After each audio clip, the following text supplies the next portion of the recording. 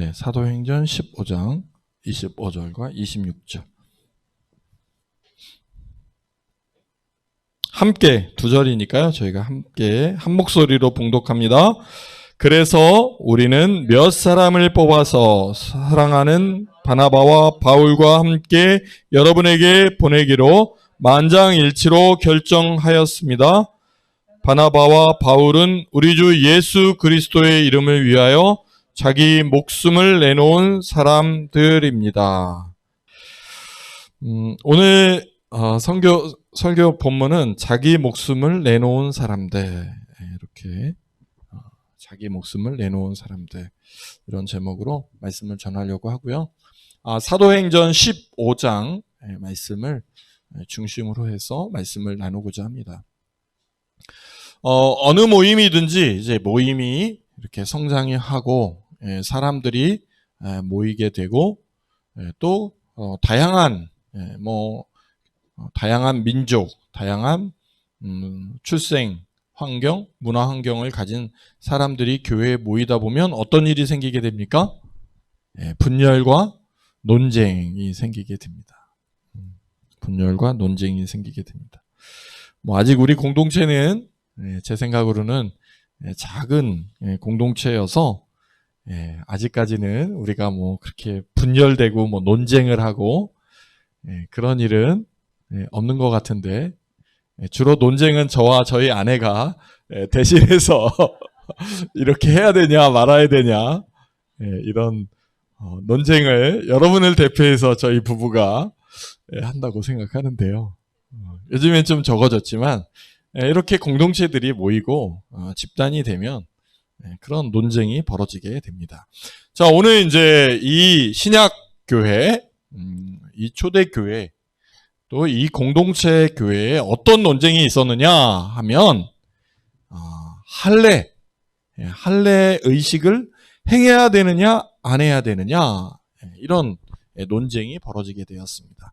할례라는 것은 지금도 이스라엘 유대인들이라고 그러죠. 이스라엘 사람들을 이제 유대인이라고 지칭하니까 그 이스라엘 사람들은 생후 8일이 되면 남자아이의 성기의 표피를 잘라내는, 우리 말로 하면 포경수술이라 이렇게 합니다. 이렇게 강단에서 포경수술 하기가 좀 이야기하기가 조금 그런데, 여러분들이 아마 초등학교에서도 성교육이나 이런 걸 다 받으셔서 알 것이라고 생각합니다. 그래서 이제 현대 포경수술은 위생을 위해서 포경수술을 하지만 이 유대인들, 이 구약시대에는 포경수술, 이 할례라는 이 의식행위가 하나님 앞에 약속, 하나님 앞에 드린다, 이렇게 약속의 증표로 이 할례 의식을 행해 왔습니다. 그래서 태어나자마자 생후 8일 날 의식을 행했던 거죠. 그것으로 인해서 나는 하나님의 자녀가 되었다, 나는 하나님께 헌신했다, 또 하나님께 구원받았다, 이렇게 구원의 증표로 할례 의식을 행해 왔던 것입니다. 이렇게 이제 초대교회에 많은 사람들이 모였고, 이날은 특별히 오늘 15장 1절에 몇몇 사람이 유대에서 내려와서 이렇게 신도들을 가르쳤다, 이렇게 이야기하고 있습니다. 자, 유대 사람들의 출신 배경은 뭐예요? 이렇게 할례 의식을 철저히 행했고, 그것으로 내가 구원받은 하나님의 백성이라는 그런 그 증표를 가지고 있는, 그런 프라이드를 가지고 있는 사람들이었어요.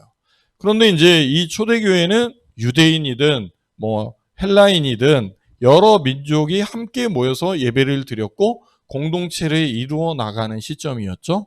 그런데 아마 이 유대 사람이 신도들을 가르쳤다는 걸 보니까 유대 사람들의 그룹 안에도 이제 리더 또는 교회의 중직자들, 또 교회에 가르치는 교사들이 이렇게 성장했다는 것을 볼 수 있습니다.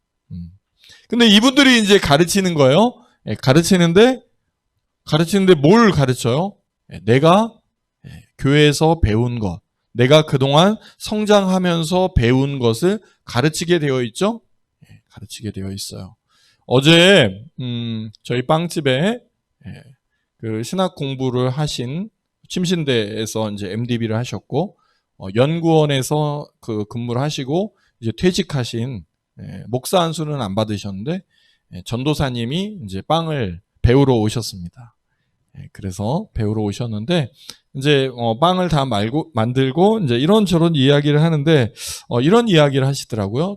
자기는 산상수훈에 대해서 굉장히 이렇게 뭐라 그러죠? 연구를 많이 했다. 그래서 신학교 다니면서도 그 산상수훈을 가지고 교수님들과 많이 이렇게 토론도 했고 또 많은 연구 논문과 많은 책들을 사서 아주 산상수훈에 대해서 이렇게 연구를 하신 거예요. 그러면서 그분이 이제 중요하게 얘기하신 것은 산상수훈의 그 대상자가 교인들이 아니라 큰 무리에게 예수님께서 말씀하신 거다. 그래서 그 무리적 관점에서 산상수훈을 해석해야 된다. 이걸 강조하시더라고요. 그래서 네. 그래서 다음에 기회가 되면 한번 말씀을 좀 듣고 싶습니다. 당연히 산상수훈은 그렇죠? 많은 무리에게 예수님이 말씀하신 거죠. 수천 명이 그 자리에 함께 있었으니까. 그런데 이제 그것을 해석하는 관점에 따라서 저는 이제 이야기는 자세히 못 들었지만 분명히 해석의 방법이 다를 거라고 생각합니다. 자, 오늘 이제 이 가르침에는 분명히 그 사람이 성장하고 배우고 연구한 그 결론, 또 자기가 그것을 가르치고 싶어 하는 것을 가르치게 되어지죠. 여러분들이 이제 어떤 공부를 하든지, 음악이든 뭐 상담도 마찬가지이고, 신학도 마찬가지이고, 어떠한 관점과 철학을 기초로 하고 있느냐에 따라서 그 말씀을 해석하고 그 말씀을 전하는 핵심과 중심이 분명히 달라진다라고 저는 볼 수 있습니다. 저 같은 사람은 공동체에 관심이 많고 또 사회복지 일을 또 사회 선교에 대한 관심이 많으니까 성경 내용 중에 그런 내용이 눈에 탁 띄면은 와, 더 은혜가 되고 막 그래요. 여러분들은 뭐 어떤 그 관점이 있는지 모르겠어요. 우리 기독교 교육학과 학생들은 교회는 가르칠 교자를 쓰기 때문에 가르치는 모임이다 이렇게. 그래서 가르쳐야 되고 제자 훈련을 해야 되고 성경 공부를 해야 되고 이런 데 굉장히 중점을 두죠. 또 뭐 우리 가정교회는 성도들이 모여서 떡을 떼고 함께 음식을 나누고 또 말씀을 배우고 기도했다. 또 이런 말씀을 두고 우리는 모이면 밥을 먹어야 된다. 그래서 밥 먹는 걸 중요하게 생각하는 또 그런 가정교회들도 많이 있습니다. 저희도 밥 먹는 거 중요하게 생각하죠. 모이면 먹어야 되죠. 그렇게 뭐 다양하게 또 예수님이 상담하셨다. 예수님이 치료하셨다. 그래서 의사들은 그런 부분들 예수님이 치료하고 상담하신 거에 대해서 굉장히 또 중점을 둡니다. 오늘 이제 유대인들은 할례에 대해서 중점을 뒀는데 자 이제 여러분도 모세의 관례대로 할례를 받지 않으면 구원을 얻을 수 없습니다. 이렇게 이야기합니다. 아마 그런데 이제 그 얘기를 듣고 아마 이야기를 했겠죠. 그 교회의 지도자인 바울과 바나바에게 아니 사도님 저희가 이런 이야기를 들었습니다. 저희는 할례 받지 못했는데 구원을 받을 수 없는 것입니까? 이렇게 이야기했겠죠. 그러니까 이제 바울과 바나바가 아마 그 유대인들과 오늘 말씀을 보니까 오랫동안 논쟁을 했다. 이렇게 이야기하고 있습니다. 오랫동안.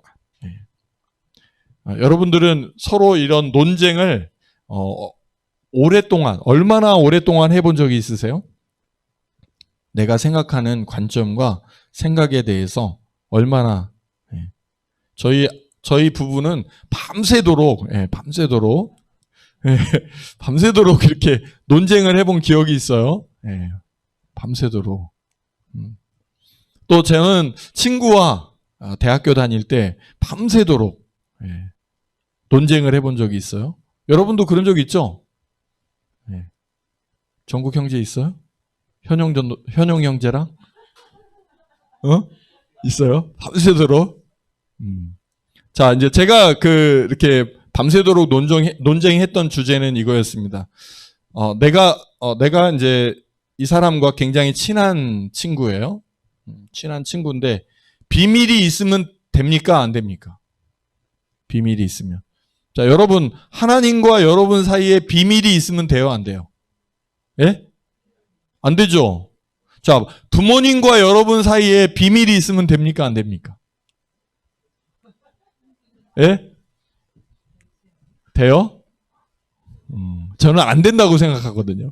비밀이 없어야 된다. 그쵸? 내 이야기를 다 할 수 있어야 된다. 자, 부부 사이에 비밀이 있으면 됩니까? 안 됩니까? 예?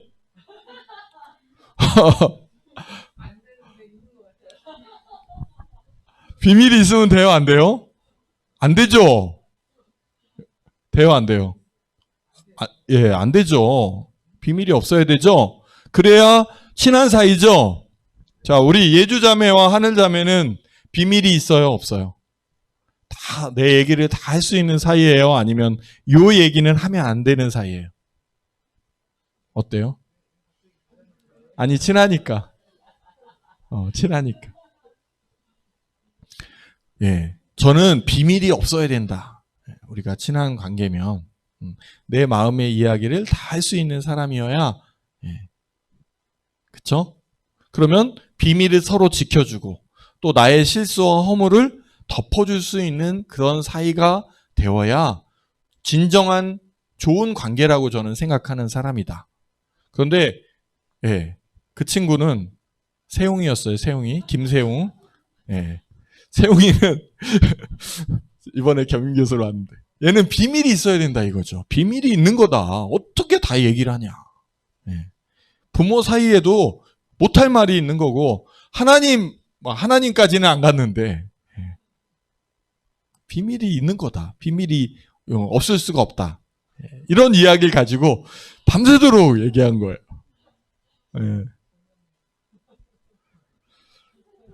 여러분, 지금도 저는 비밀이 없어야 된다 생각합니다. 부부관계에 비밀이 없어야 된다고 생각하고요.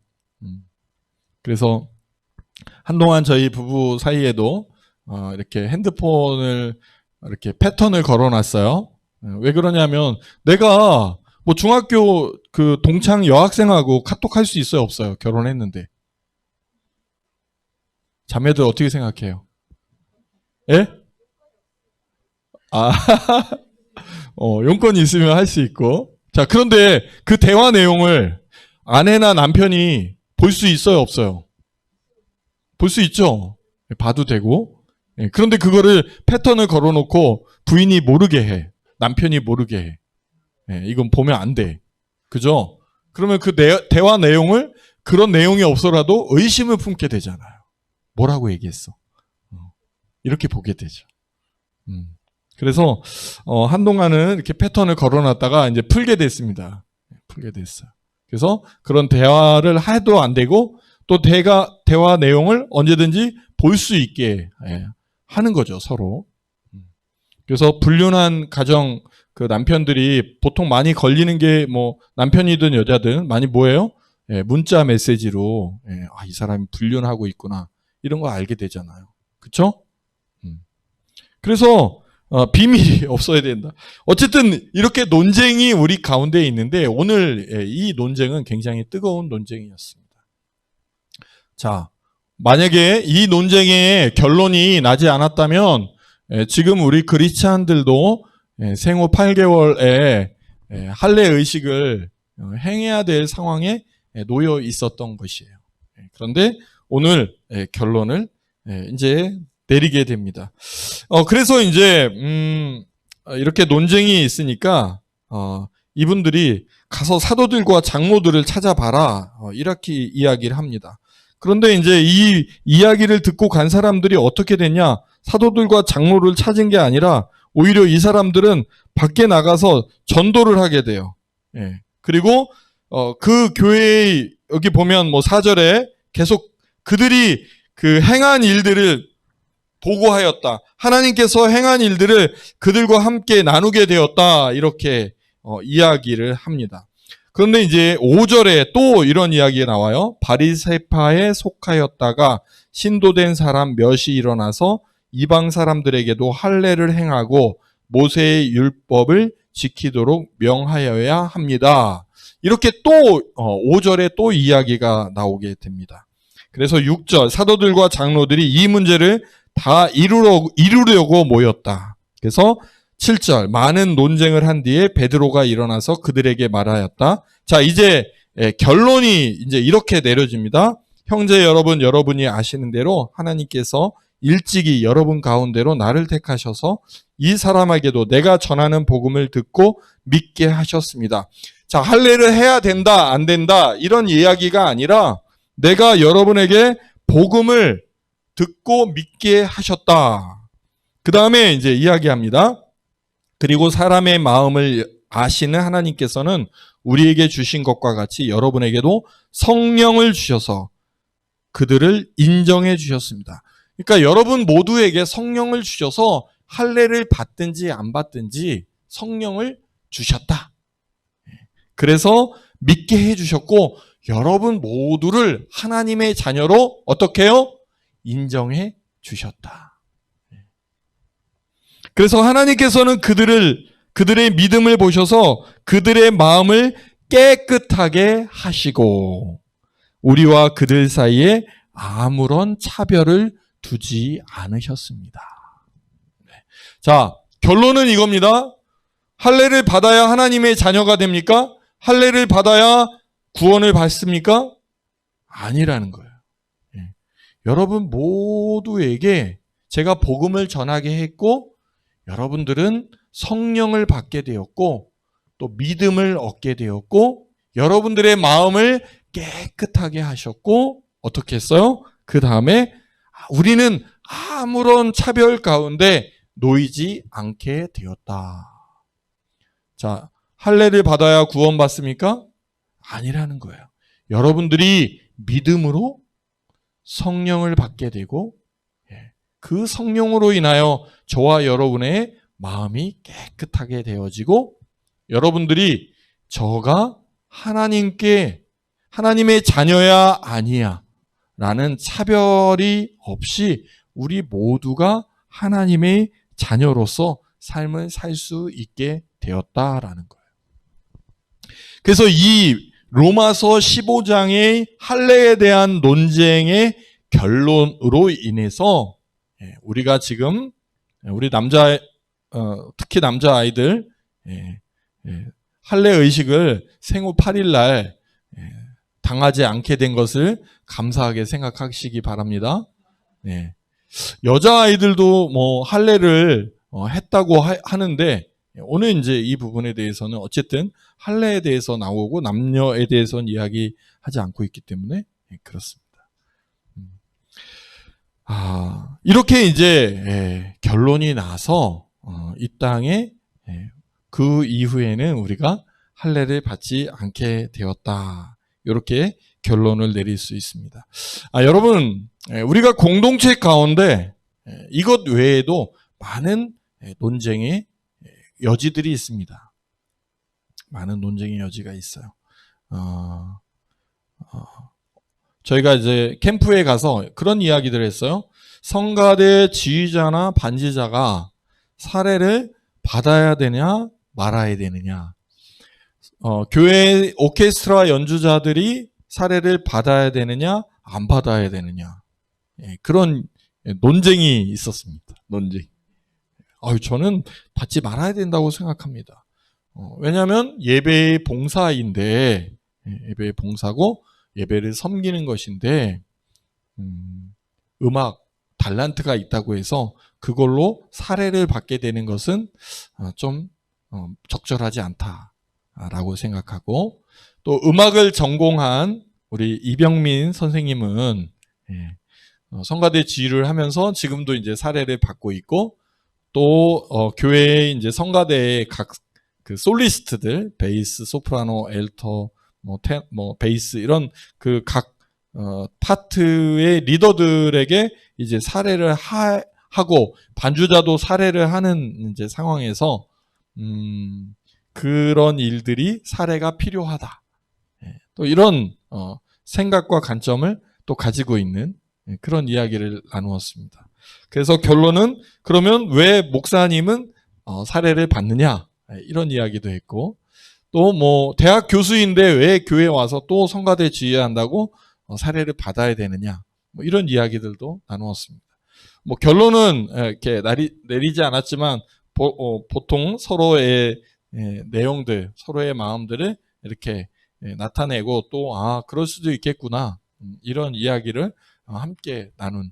뭐 그 외에도 제가 종종 얘기하지만 드럼을 저기다 놔야 되느냐 여기다 놔야 되느냐 이런 거 가지고도 논쟁을 할 수 있잖아요. 강대상을 가운데다 놔야 되냐 옆에다 놔야 되냐 그쵸? 뭐 여러 가지 논의들 했습니다. 이 마이크를 10만 원짜리를 써야 되냐 100만 원짜리를 써야 되냐 1000만 원짜리를 써야 되냐 그런 논쟁들 많이 있습니다. 큰 교회 가면 음향 시스템이 뭐 몇 억짜리를 놔야 돼 말아야 돼 이런 이야기들을 가지고 또 교인들끼리 논쟁을 하죠. 강대상에 카페트를 깔아야 돼요 말아야 돼요? 강대상에 신발을 신고 올라와야 돼요 맨발로 올라와야 돼요? 이런 것 가지고 논쟁을 하는 거예요. 많은 논쟁의 여지와 소지들이 있습니다. 그렇지만 그 논쟁과 결론은 뭐예요? 결론은 그것이 구원받는 성도들을 구원받는 성도들을 더 많이 늘릴 수 있느냐, 복음에 도움이 되느냐 안 되느냐를 가지고 결론을 내려라 이런 이야기를 들은 적이 있고 저도 한 적이 있는데 그렇죠?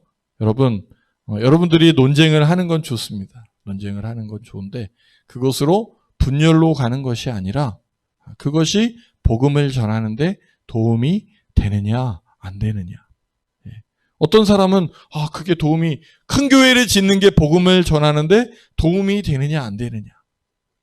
그 결론에 따라서 지을 수도 있고 안 지을 수도 있는 거죠. 우리 교회는 이 공간으로 만족해요. 만족해요. 아직 교회를 지을 필요가 없죠. 옮길 필요도 없죠. 그런데 교회가 부흥이 됐어요. 자리가 부족해요. 1부, 2부, 3부를 드려도 교회 공간이 없어요. 그러면 그런 이야기들이 나올 수 있겠죠? 교회를 옮깁시다. 교회 건축을 합시다. 또 상황이 돼서 할 수 있으면 하는 거예요. 여러분들이 밤새워서 논쟁을 하더라도 항상 중점은 어디에 두어야 한다? 그것이 복음을 전하는데 도움이 되느냐 안 되느냐. 그렇죠? 여러분들이 요즘에 논쟁의 쟁점이 서로에게 다 있을 거예요. 그렇지만 우리가 핵심은 이 논쟁의 결론이 하나님의 복음을 전하는데. 그래서 오늘 이렇게 복음 그 할례에 대한 결론을 이렇게 맺어 주셨다. 그렇게 여러분들이 이해하면 되겠습니다. 자, 오늘 사도행전 20장의 말씀에 이런 말씀이 있어요.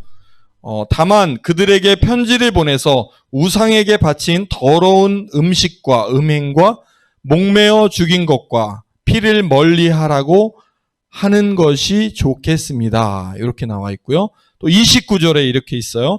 여러분은 우상에게 바친 제물과 피와 목매어 죽인 것과 음행을 멀리하여야 합니다. 여러분이 이런 것을 삼가면 여러분은 잘 행한다고 하겠습니다. 안녕히 계십시오. 이렇게 교회들에게 편지를 했는데 20절과 29절에 거의 동일한 말씀이 있습니다. 자, 첫 번째로 어떻게 돼요? 우상에게 바친 재물 먹지 마라 라는 거예요. 이 말씀은 뭐예요? 우상 숭배를 하지 마라 라는 거예요. 우상 숭배. 우리 십계명 중에도 너 외에는 다른 신을 두지 마라. 우상에게 절하지 마라. 이렇게 말씀하고 있지 않습니까? 여러분, 우리에게 지금 우리 시대의 우상은 무엇입니까? 돈입니다. 그렇죠? 만몬신, 돈이죠. 또 공부하는 학생들에게 저는 보니까 학업이 여러분들의 우상이 될 수도 있겠구나 이렇게 생각합니다. 예, 저는 학교 다니면서 학업에 별로 관심이 없었던 학생이기 때문에 이렇게 공부는 3.0만 넘으면 된다. B만 넘으면 된다. 이런 생각을 했어요.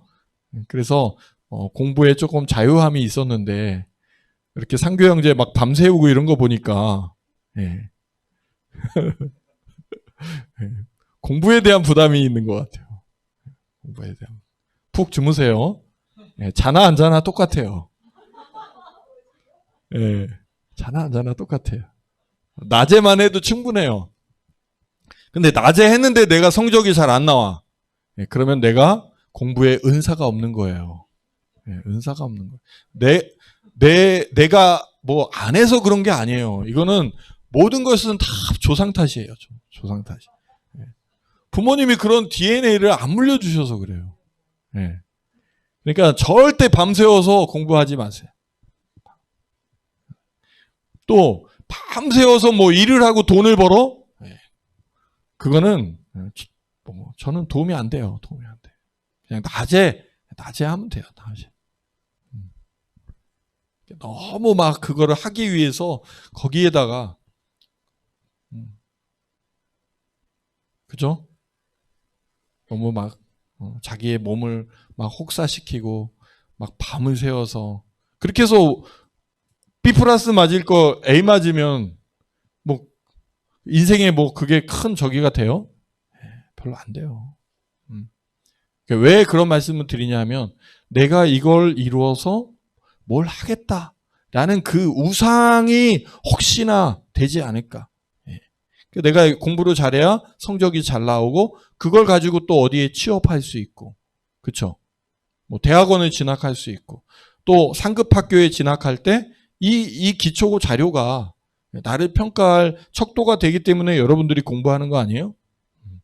왜 제가 3.0만 넘으면 된다 이렇게 여러분들에게 이야기하냐면 보통 이제 학부 졸업하고 대학원을 갈 때 3.0이 되면 대학원은 갈 수 있는 거예요.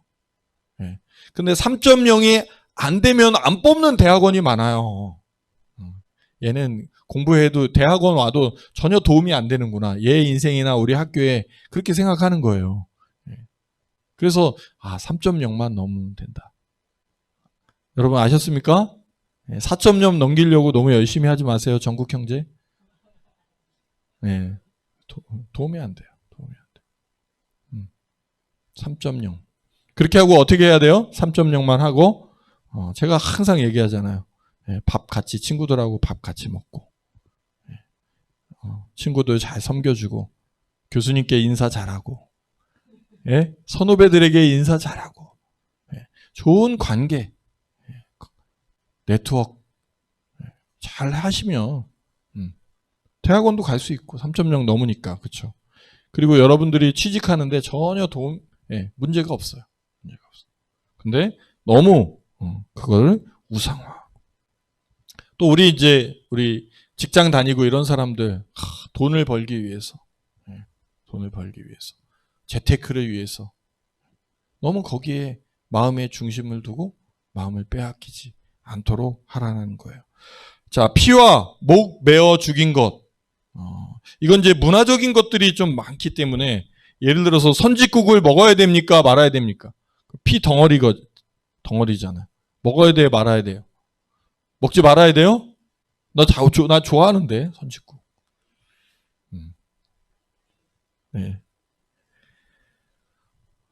이제 문화적인 거죠. 문화적인 것. 이거를 해야 된다, 안 해야 된다. 지금 이걸 가지고 논쟁을. 자, 그 다음 음행을 멀리해야 합니다. 음행을 멀리해야 돼요. 제가 엊그제 이야기를 들었어요. 어느 교회 목사님이 여성도를 성폭행해가지고 면직을 당했다. 이런 이야기를 듣게 됐어요. 대전에 여기 노은에 가까운 교회예요. 또 잘 나가는 또 모건대학교의 청년 중심으로 모이는 그 교회도 그런 일들이 생겨가지고 또 어려움을 당했어요. 또 뭐 언론에서 많은 직장에서도 그런 일들이 생겨요. 또 뭐 군대에서도 뭐 성 이런 것 때문에 막 자살하고 국정감사를 하고 그런 일들이 생겨요. 어느 곳에서나 이 성적인 문제, 음행 이것 때문에 문제들이 생깁니다. 잘 나가는 목사님들이 이것 때문에 쓰러져요. 잘 나가는 기업의 총수들이 이런 문제들 때문에 사회적 지탄을 받게 돼요. 이제 청년기를 보내는 여러분들 또 기성세대인 우리들 이 음행을 멀리해야 한다. 그래서 우리가 이런 부분에 대해서 딱 가져야 될 부분이 뭐냐? 음행에 빠지면 나는 죽는 거다. 그런 마음의 결단이 있어야 합니다. 여중고생들 오픈 채팅방에서 이렇게 채팅이 들어오는 70%가 성적인 접촉이라고 그래요. 나랑 자자. 나랑 만나자. 오픈 채팅방. 여학생들이 오픈 채팅방에서 70 보도자료가 나왔어요. 며칠 전에. 그러니까 호기심으로 들어가고 접촉을 하지만 거기서 받는 그런 내용들은 근데 거기에 혹해가지고 어떻게 돼요? 빠지는 거예요. 빠지는 거예요. 그래서 이 음행을 멀리해야 한다. 성이 상품화되고 여성이 놀이개가 되고 이렇게 돼서는 안 된다.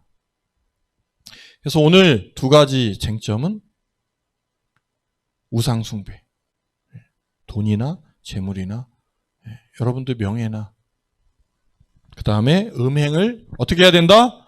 멀리해야 된다. 그래서 음행은 어떻게 되나요? 저와 여러분이 죽는 거예요. 한 번 빠지면 죽는 거예요.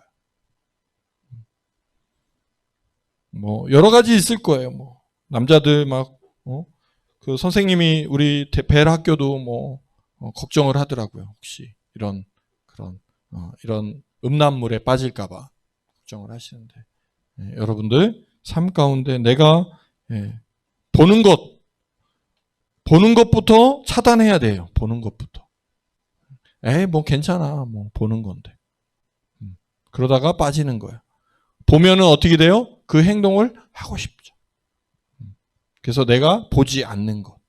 그것부터 결단을 해야 되는 거예요. 내가 뭐 오픈 채팅방에서 이야기하다 보면 만나고 싶은 거. 만나자고 하고. 거기 꼬임에 넘어가는 거죠.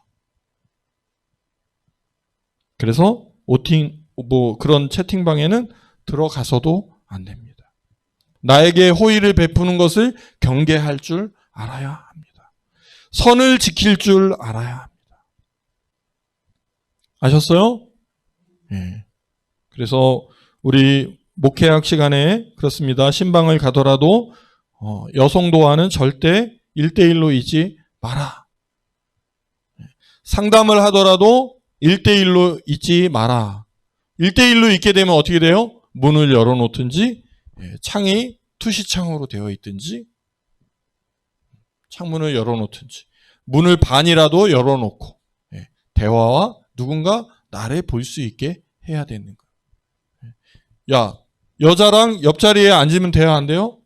안 됩니다. 뒷자리에 앉는 거예요. 실례가 아니에요. 그래서 이렇게 뒷자리에 앉을 수 있도록 그렇게 하시고 항상 내 행동과 내 몸가짐과 내 마음과 구별할 수 있고 그런 것들을 절제할 수 있는 저와 여러분이 되기를 주님의 이름으로 축원합니다. 자, 26절.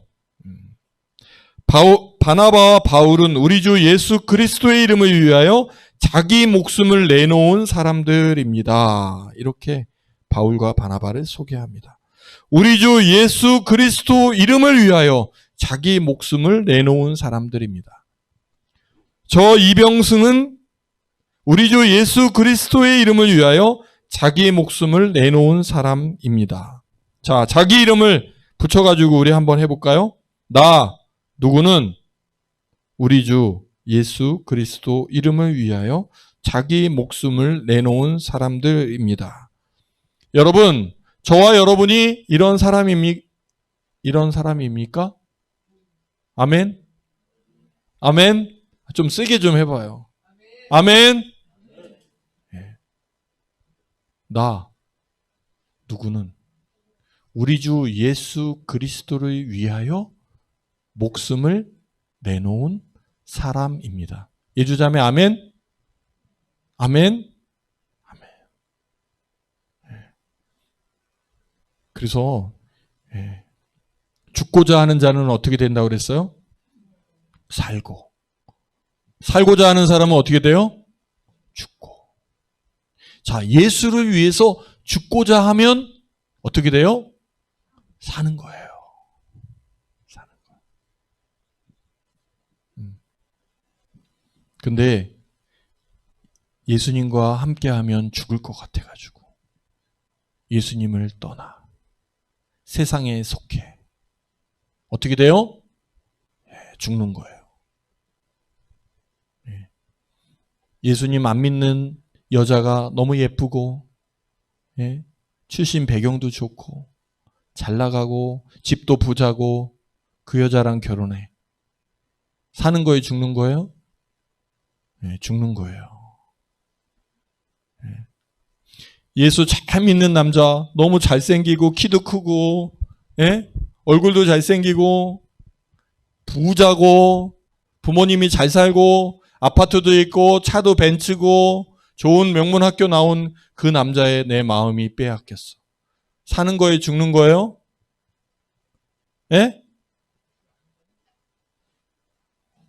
죽는 거예요. 죽는 거예요. 우리가 어떤 선택의 기준이 예수님 믿는 예수님 믿는 남자, 예수님 믿는 여자. 아멘. 우리 김영애 사모님이 예수님 믿는 남자.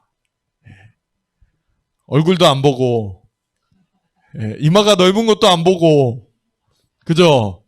사회복지사 누가 알아줘요. 그것도 안 보고 저랑 결혼해 준 거죠? 결혼해 줬잖아요. 잘 살고 있어요? 못 살고 있어요? 잘 살고 있는 거예요? 이 정도면? 전국 형제가 초창기에 그런 이야기 했는데, 목사님 정도면, 이렇게 잘 하고 계신 거 아니냐, 이런 이야기 한 적 있죠?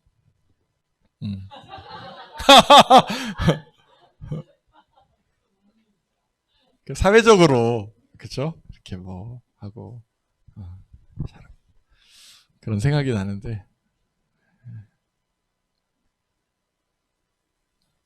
여러분들의 삶 가운데, 내가 좀 보잘것없는 것 같고, 가진 것 없고, 이루어진 것 아무것도 없고, 아직까지도 외롭고, 먼 황무지를 걷는 것 같고, 나 혼자 인생길에서 외로운 시기를 보내고 있다라고 여러분들 생각할 수 있습니다. 하지만 우리가 주님을 위해 죽겠다. 저와 여러분이 나는 예수님을 위해 죽기로 결단했다. 내 목숨을 내놓은 사람이다. 그런 고백을 주님 앞에 드릴 때 주님은 여러분의 인생과 여러분들의 삶을 붙잡아 주시고 축복하시고 죽고자 하는 자가 사는 은혜와 축복을 누리시는 삶을 인생을 살 줄 믿습니다. 아멘. 저 사람하고 같이 살면 죽을 것 같은 시간이 있을 수도 있지만